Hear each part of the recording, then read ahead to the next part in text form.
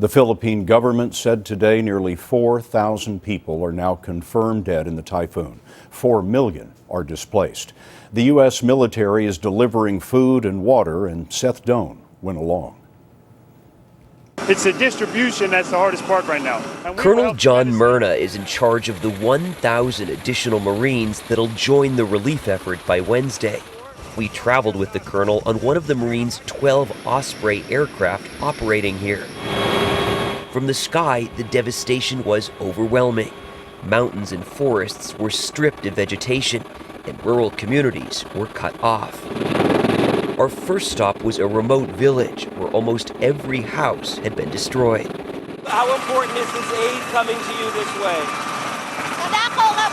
It's a very, very big help, this villager told us, and without it, she said, they'd have nothing.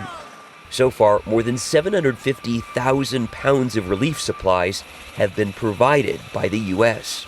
The Osprey has just landed here on the USS George Washington, the aircraft carrier that you should think of as a giant floating staging area. Here, planes can come to refuel and resupply. Later, the Marines touched down on a sandbar in a river. We had about half of our helicopter left with supplies that we're flying over, and they had signs up on the roofs of that building that said need food, water. This was the first time since the typhoon struck that this remote village had received any help.